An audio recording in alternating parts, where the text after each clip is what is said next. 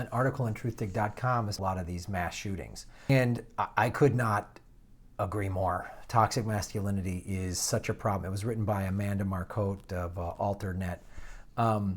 And she makes a lot of great connections to there's a mass shooting, we find out the history of these guys. You know, they were abusive, or they were this, or they stockpiled weapons, and really, and how the gun industry, it brings up some good stats here, how the gun industry, less and less people own guns in America, but gun owners are like, they're targeting the people that want to stockpile the weapons, get them all.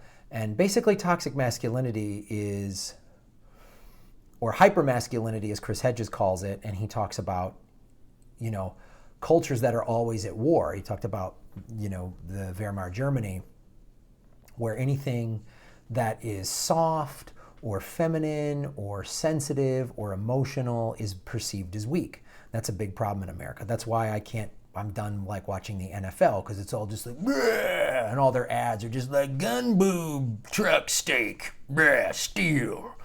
And if they could advertise, you know, just guys at a gun range gunning things down during an NFL game, they absolutely would.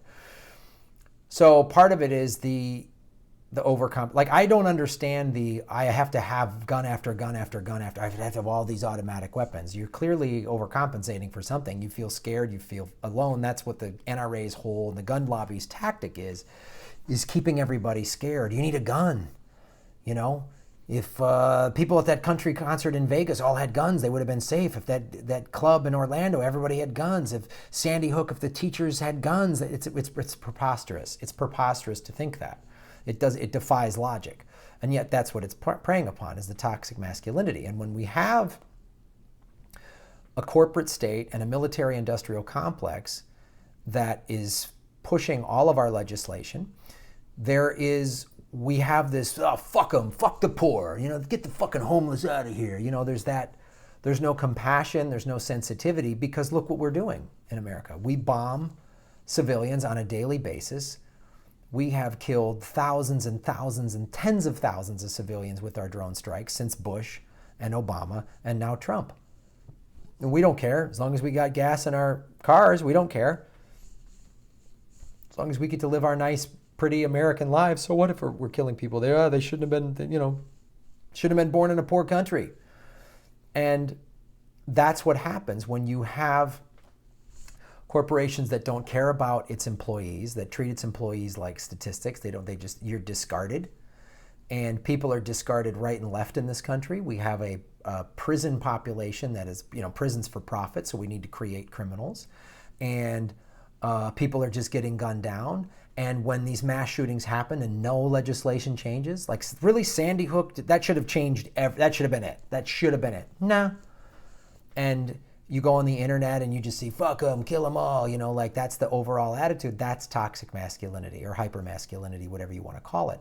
And, you know, this article goes into, you know, when somebody posts, you know, or when feminists talk about toxic masculinity, there's always a group of men who then assume that these feminists hate all men.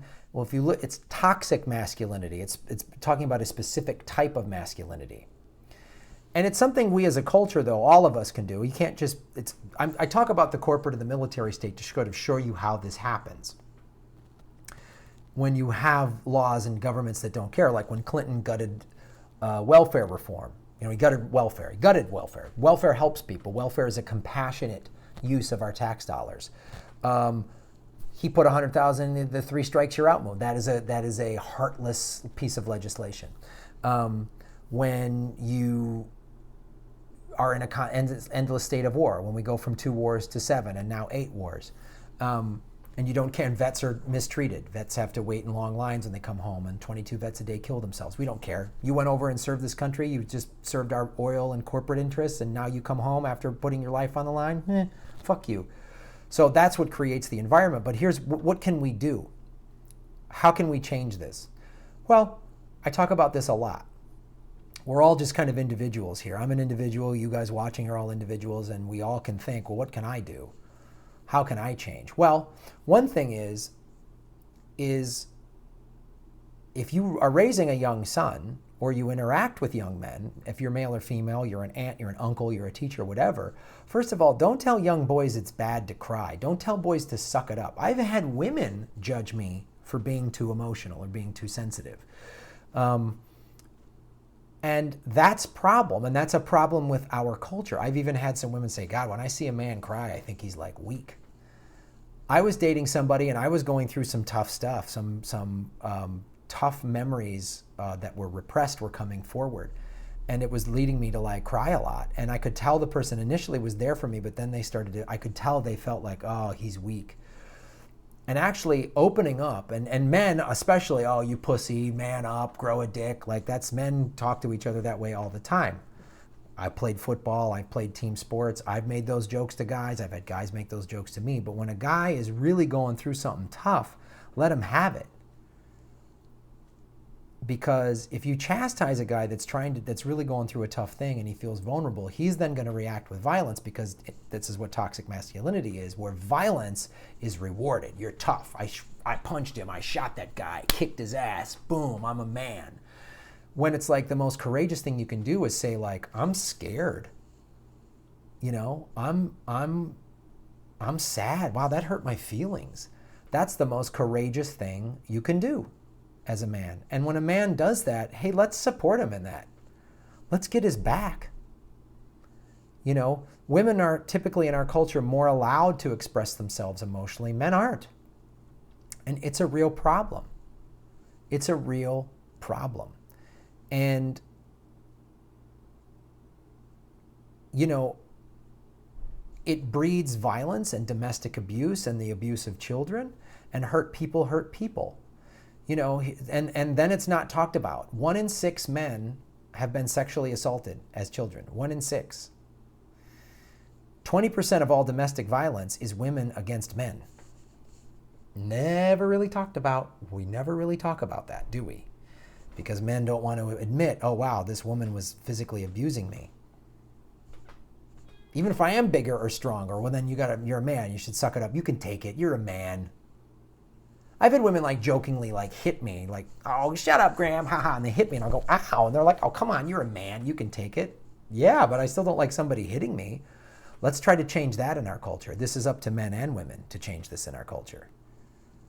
The bigger issues of ending war and the corporate state and the deep state, that's going to take a serious progressive political revolution, a nonviolent one, to happen. But on a day-to-day basis, in our day-to-day lives, this is how we can make a change for the better.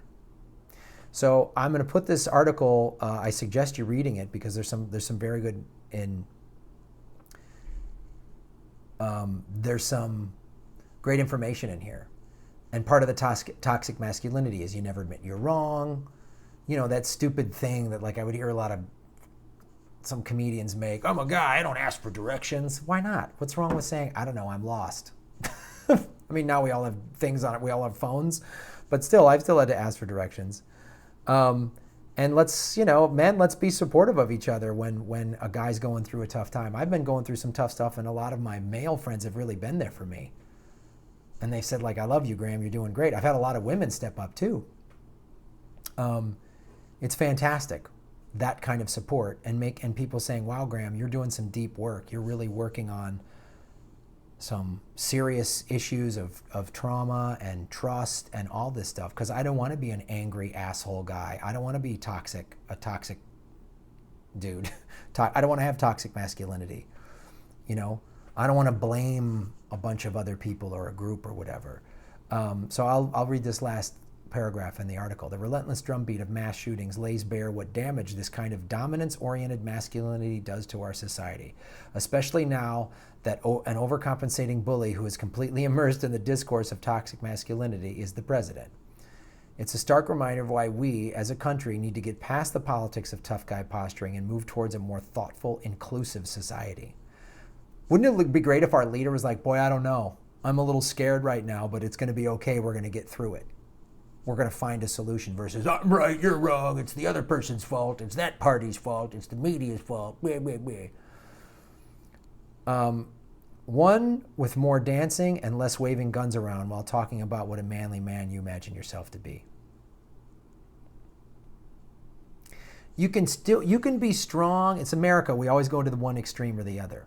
So we either got men that are toxic masculine, or we got men that are just like, I don't know what to do. You can find, America, please, the middle ground.